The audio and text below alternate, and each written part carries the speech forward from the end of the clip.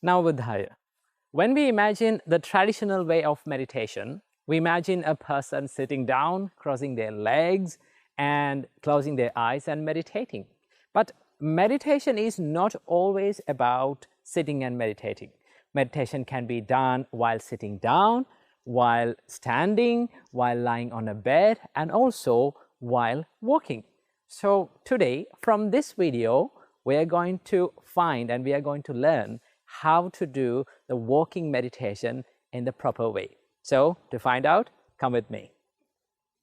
Okay, now we have come to the monk's walking meditation track. Now, this is a specially designed track for the monks to practice the walking meditation.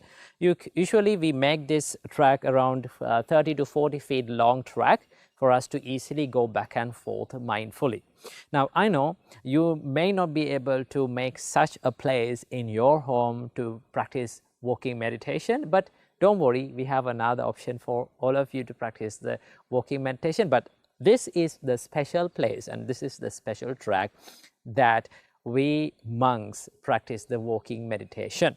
Now, in Pali language, we call this track as Chankamana Patha. And in my language, in Sinhala language, we call it Sakma Malu. So this is where we practice the walking meditation.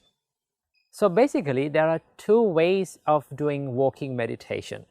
Now, the first way is to meditate while walking. That means you can do some kind of meditation, another meditation like loving kindness meditation or compassion meditation on the meditation track while walking.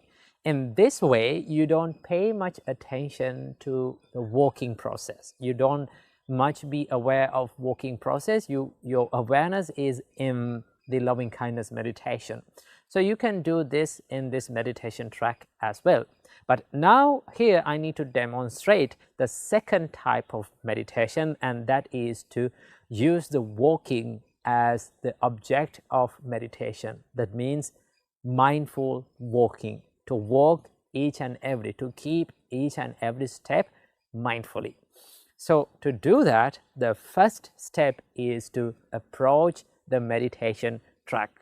Now, if you're doing the walking meditation at home, right, if you don't have a walking meditation track, then one thing that you can do is to determine a specific length for you to walk back and forth. So you say in your mind to yourself that I am walking from this point to that point mindfully. So you determine a specific length for that and do the walking meditation. So the first step is to approach the meditation track. So when you approach the meditation track, the first thing that you have to do is not to be panic or not to be hurried, right? Meditation is not meant for you to be hurried or panicked. Meditation is meant to be relaxed and you have to take time, okay? One thing that most meditation teachers advise is to sit down for the meditation like that you have time forever, okay? So do not be hurried. First of all, approach the meditation track and just stand, right? Do not try to meditate or do not try to walk. One thing that you have to do is just to stand and feel the standing posture, okay? So now you have to take some time to stay standing and feel and be mindful about it. Now, this first step helps you to be more mindful and to take your busy mind to this standing posture and to calm a little bit and to relax a little bit. So the first step is to do nothing but just stand, okay, and feel that you are standing. Know that you are standing. That is the first step. And then once you feel that you are comfortable with this standing, and once you feel that you are nice and relaxed and calm inside and you're ready to do the walking meditation, now you can approach the second step. And the second step is to take the first step of the walking meditation, okay? Now, to do this, first of all, you have to make an affirmation or make a wish to yourself that I'm going to walk from this point to that point mindfully, okay? Make a wish to yourself and say to yourself that I'm going to walk from this point to that point mindfully, so that your mind is getting ready for the meditation to do it mindfully. So the second step is to take the first step to the meditation. So you can do it, either you can do it the left foot first or to the right foot first. So when you're doing this, okay, the whole point of walking meditation is to be more aware and be more mindful about the each and every step. Now, each and every step has 3 different phases, and they are the lifting phase and moving phase and touching phase. Let's say you lift your right foot, and you move your right foot and you touch the ground from your right foot. So lifting, moving and touching the ground. Lifting, moving, touching the ground. These are the phases of each and every step.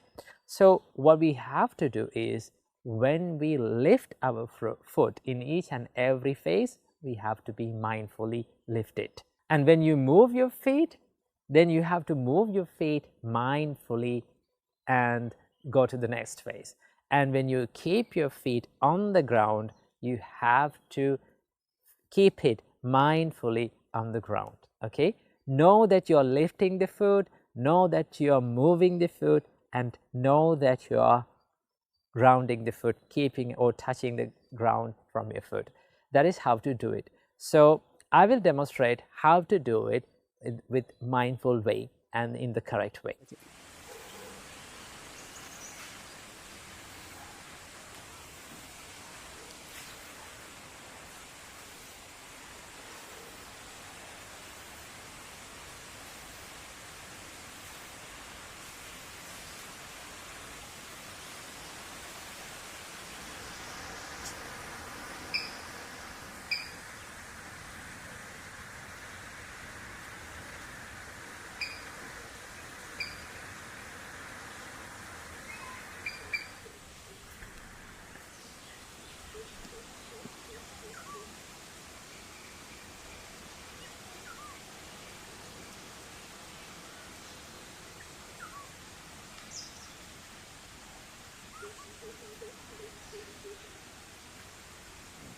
And now you keep practicing and keep walking mindfully from this end to the other end of the walking meditation track, or in the space that you choose to do the walking meditation. And now you come to the end of the walking meditation track. Now there's a special thing that you have to do, and that is to turn around and walk back. And when you do this, there's a way to turn around, and that is to turn around and keep your foot 90 degrees away from the left foot, and then raise the left foot mindfully and keep it parallel to the right foot, and then keep again the right foot 90 degrees away from the left foot and keep it parallel again. When you do this, you have turned around one side, and now you're ready to walk back to the other end of the walking track mindfully. So this is how we do the walking meditation. So it has the walking phase and turning around and coming back, and then you have the walking phase and then turning around and coming back. So this is the way that we practice the walking meditation. Okay, always remember, we have to be mindful about each and every step. Okay, now during the meditation, one problem that we face is we become distracted. We get distracted about the walking, okay, and our mind starts to jump here and there. So one thing that we can do is to be kind to our mind, because the normal nature and the inherent nature of our mind is to be distracted, and it is will be distracted. So one thing that you have to do is to be kind to your mind and take this distracted mind to the meditation again, to the mindfulness again, and keep practicing it. So that is one way of dealing with the distractions or distracted mind. Okay, always be kind to your mind, and also think of yourself as a baby when you're meditating, because we all are babies in according to the meditation. We are all are beginners.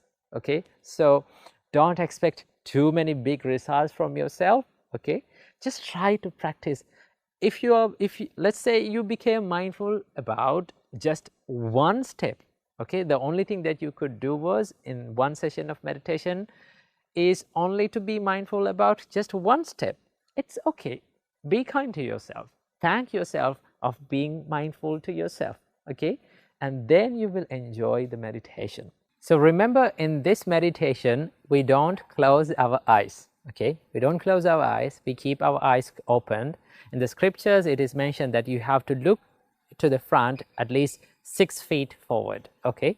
Keep your eyes to the 6 feet forward focused, and then you can practice the walking meditation very easily without falling down.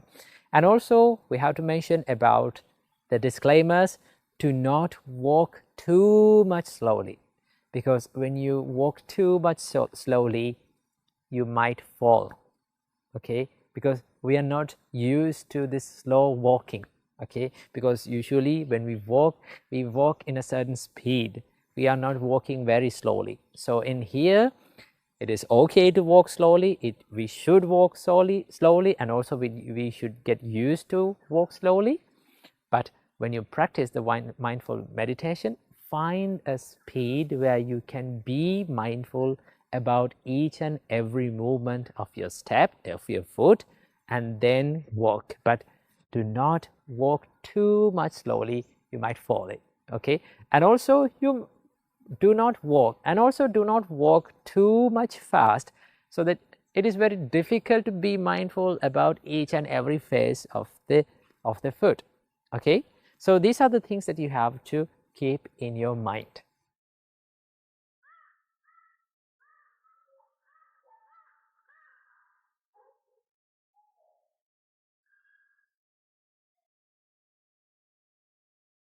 So this is the way to do the walking meditation, and this is how we do the walking meditation. So add this walking meditation to your daily practice and develop the mindfulness. And the Buddha said, if you develop the concentration and the tranquilized mind and the focused mind while walking in this walking meditation, that concentration is very strong and it will last long. So practice this walking meditation and enjoy it. Namo Buddhaya. I teach meditation and Buddhism for a lot of kids. Sometimes they say, "Oh, meditation, it's boring," isn't it? Is meditation boring? No? Yes, it is boring. But boring is peace. Boring is peace. What do you do? What are you doing usually to be in peace? What do you want to do? You let go of all the distractions. You keep your mobile phone away, you keep other things away, you just be somewhere else. That is to feel the peace. So, yes, meditation is boring, but what is boring is peace. Okay? Sometimes I get this, they say, "Oh, being a monk is so boring." Why? There is nothing to do. Now, there is a thing to do. There is a purpose. But boring. Yes. Why? Because boring is peace. Okay? Don't underestimate the boring. Peace. We find peace in boring. Once you become distracted, what happens to you? Huh? Once the life become not boring, you become distracted. Peace is always boring. I know, meditation is boring, but it's peaceful. We have to seek it. And once you seek it, you find that you can enjoy this. And then meditation becomes, boring becomes enjoyable. Calmness become enjoyable. Understand that? So that path, that is the first step of meditation. But it does not stop from that, just being peaceful. The Buddha teaches us that why you should be peaceful, because without being peaceful, we cannot understand the truth. Once you become distracted, it's difficult to understand the truth of life. Once you become distracted, you don't have the ability, you will lose the ability to find the true nature of life. What is the true nature of life? Namo Buddhaya. A couple of days ago, when I was reading the Dhammapada, I came across this wonderful verse from the Buddha. This is from Dhammapada, verse number 290. The Buddha says, "If by renouncing a lesser happiness, one may realize a greater happiness, let the wise man renounce the lesser, having regard for the greater." Now, this simply says, if you seek a greater happiness in your life, you need to be brave enough to let go of the lesser or the cheaper happinesses in life. Now, this made me thinking this can be applied to any area of our life. Whether you are a student who is studying to achieve a greater happiness or a greater achievement in your education life, there are certain things that keeps you away from that achieving it. Sometimes those things can be some pleasurable things, like watching movies, like scrolling on social media. But when it comes to it, like superficially, when we look at it, in the beginning, it's very enjoyable. It has its own entertainment. But the problem is it takes the valuable time from us. It steals the valuable time from us so that we waste time for a cheaper happiness. And what we miss is a greater happiness in the future that is yet to come. So the Buddha says, if you seek a greater happiness in life, you need to be brave enough to let go of the cheaper happinesses that keeps you away from achieving that greater happiness. Now, this is applicable for the monk's life as well. This is why we become monks, right? As monks, we show that we need to seek a greater happiness in life, because as humans, what we seek in life is always happiness. But for a monk, he thinks that I need to achieve something greater than the normal happiness, right? A peace that is beyond from the normal peace in the world that we talk about. But to do that, we realize that it is not possible, or it is really, really difficult to be with the other cheaper happinesses in life, so that we need to let go of them to seek something greater. And that is what even the Buddha did, right? So many people complain that why Gautama, the Siddhartha Gautama, let go of the lay life or the material life. Why did he ran away from the life so that he become a monk? It's not about that he ran away from the responsibilities. It's about he understood that one cannot achieve the greater liberation in life or the greater peace in life, which is nirvana, by staying in this household life. So that he let go of that household life and became a monk. And he started to seek the spiritual path. And he found the nirvana and he found the liberation. And also, he didn't stop from that. He came back to the palace and he helped everyone who was in the palace in his life to achieve the same state of peace. So that if one seeks a greater happiness in life, right, we need to be brave enough to let go of that cheaper happinesses that we are being busy and that steals our time in our life, right? Sometimes it can be a toxic habit that you have, right? For an example, in a toxic habit, it is really, really easy and it is really, really enjoyable in the beginning, but it makes your life so much difficult after. And that is why they say that if you do what is easy today, your life will be difficult tomorrow. And if you do what is difficult today, your life will be easy tomorrow. And that is how the world works, right? For a toxic habit, it is very easy to do, but it makes our life so much difficult. But for a good habit, it is really, really difficult to practice, and it is really, really difficult to make it a habit, but it makes our life so much easier after. Okay, it can be applied to any area of your life. Like, let's talk about the spiritual life. Okay, usually when we become monks, it was really difficult to be disciplined, right? Once you become a monk, you have, first of all, you become a novice monk, and you have 10 disciplines to practice, right?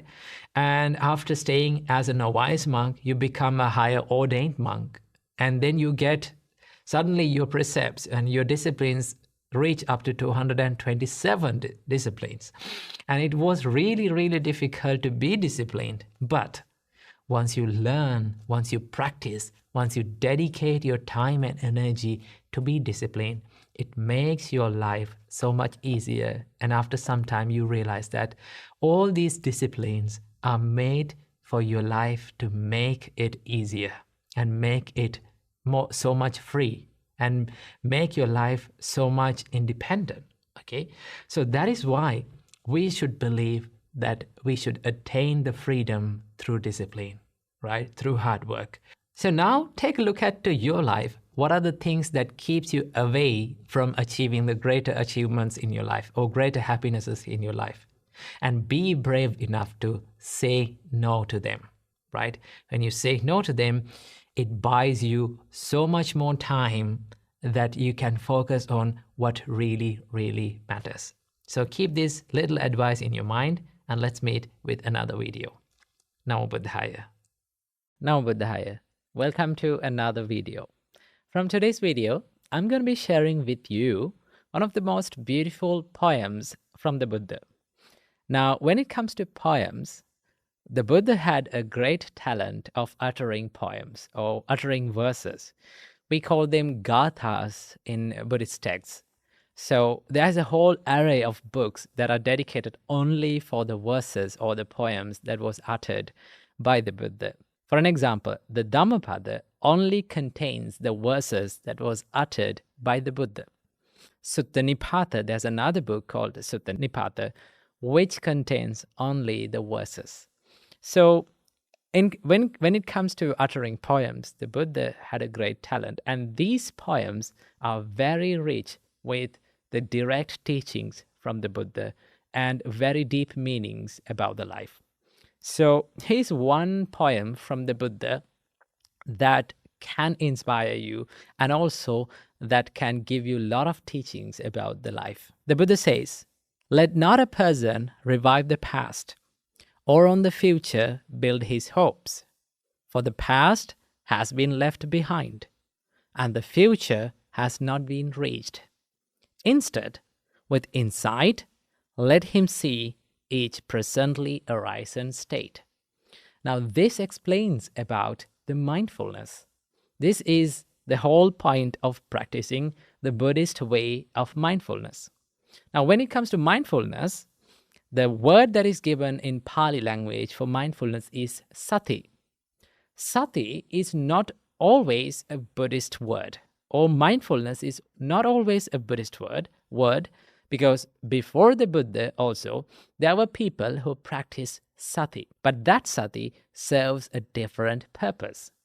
Now, if you ask from a normal person who practices the mindfulness or who practices the mindfulness meditations, why do you practice mindfulness? You can answer like, okay, mindfulness helps me to relieve from the stress, right? It makes the things easier.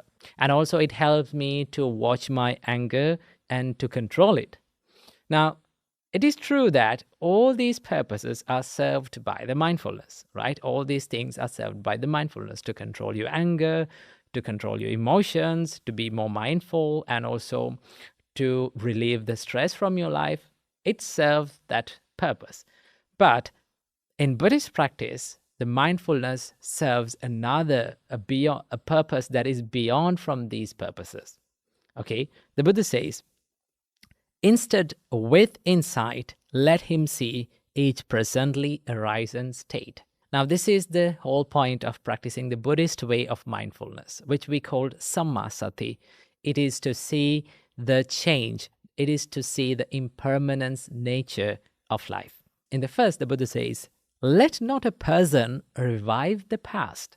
That means, if you understand what is past, the past is gone. It is over now, right? So the Buddha says, do not run back into the past or on the future build his hopes, right? Do not build hopes for the future. Why? The Buddha says, for the past has been left behind. Now, what is past is over now. It doesn't exist, right? And the future has not been reached. Still, the future hasn't reached. So instead, what we have to do is, with insight, let him see each presently arisen state. What we have to do is to contemplate, to focus our mind, to focus our awareness on this present state of mind. We only live in this present moment, right? We don't live in past. We don't live in future. We can't live in past or we can't live in future. We only have the only moment that we own in this life is this moment that is fleeting. So what Buddha says is to be more mindful about the experiences that happens in this present moment. Because if you think about the past, it is just an illusion of your mind, right? For an example, we can think about the experiences that happened in the past. We can regenerate that experience in our mind. But that experience is something that happens when we think about the past. That experience is something that happens in right now, but it is disguised as past. We think it is past. Who thinks it is past? We think it, right? But that very thought happens in this very moment. Okay, so how to practice the mindfulness is to be less judgmental or to be no judgment, to have no judgment about the experiences that happens in this present moment, and also to be more aware of it, right? Mindfulness is non-judgmental awareness. For an example, someone can think, okay, when you become mindful, you only keep your mind in the good place, in a good state. No, the Buddha says, saragang va chittang, saragang chittang ti bhajanati. That means when one has a lustful mind, he understands that lustful mind as it is, right? That means when he has anger in his mind, he understands the state of mind, that thought, as anger. Now, the problem is we become so much judgmental about the experiences that we have. Either we try to react positively, either we try to respond positively or to react negatively, right? For an example, let's say we have an uncomfortable thought in our mind. For an example, like anger. What we do is we try to reject that thought, right? We try to reject and we try to push that thought out of our mind. The more we push, the more we create the anger. Okay, so in mindfulness, what we do is we don't judge, we don't label that thought, we just see it as it is. Now, when you do that, you start to not to react to that very thought. And once you start to not to react, once you stop your reactions, what happens? The angry thought is no longer an angry thought, because an angry thought becomes an angry thought when we start to react to it, right? It's something like this. Like you're seeing a traffic pass by, right? You're sitting beside the road and you're seeing a traffic pass by. You don't jump into the middle of the road and you don't try to stop the vehicles, or you don't try to chase behind the vehicles. What you do is you sit beside the road and you look at the vehicles and understand it as it is, right? So that you don't involve in them. You don't become judgmental about them. Okay? And that is the practice of mindfulness. Whatever comes to your mind, you're mindful of it. The problem is why we become angry, why we become jealous, and why all these evil thoughts come to our mind is we are not mindful of it. Once you learn how to be mindful, you start to be less judgmental and less reactive to those thoughts, right? And also, you start to think before you act, right? Your mind becomes slower and slower so that you can catch the very thought when it arises. And that is the pinnacle of practicing the mindfulness. And also, then you understand that every thought has its own arising and it passes away, right? So every experience that we have has the nature of arising and passing away. Once you realize this nature, the arising nature and the passing away nature, that is what we call the impermanence. And that is called the true nature of life. In Pali, we call it anicca, the change. Now, the Buddha says, once you realize something is subjected to change, and once you realize that everything is subjected to change, everything is anicca, the next realization is if something is subjected to change, it is suffering, right? It is related to suffering. For an example, every suffering in our life, right? Every painful situation, every suffering that we have in our life is due to change, right? We think that we wish the things are not to change, but they change. We wish that certain experiences to not to change, but they changes. We expect that people to not to change, but they change. So every suffering in our life is due to change or anicca. So the Buddha says, yada niccang tan dukkha. What is subjected to change is suffering. And the next part is yan dukkhang tadanatta. If something is suffering, that should not be considered as self, I or mine or myself, right? So the Buddha says, if something is subjected to suffering, it should not be considered as self or myself. So that is the way to understand the concept of not self. So these three signs of this existence, these three signatas of existence, which is called the anicca, the impermanence, and dukkha, suffering, and anatta, the not self, is the three signata. These are the three signs of this existence. And the whole point of practicing the Buddhist way of mindfulness is to understand these three signatas, the reality of life. So that is why the Buddha says, when you practice mindfulness, when you contemplate and when you focus your mind to this present moment, when it is arising, you know it. When it passes away, you know it. You are mindful of it. And that is the way to understand the true nature of our life. And the next part of this verse is so beautiful. It is so inspiring. The Buddha says, today the effort must be made. Tomorrow death may come. Who knows? No bargain with mortality. That is one beautiful word. No bargain with mortality. Understand that we all are mortal people. We all are subjected to death, and we all are dying. And there is no bargain with it. When that incident comes to our life, we have to get ready to go. So that when you understand this, the living moment, this present moment is so valuable for you to practice this dharma, for you to practice this spirituality, right? Once you understand that you are subjected to death, you value the value of life. And in the next part, the Buddha says, can keep him and his hordes away, but one who dwells thus ardently, relentlessly, by day and night, it is he, the peaceful sage has said, who has had a single excellent night. Once you understand the true nature of the existence And once you are not running back to the past, and once you learn how to not to expect the future, and once you learn how to be in this present moment and to understand the true nature of life, you can live an excellent night or an excellent day or an excellent life.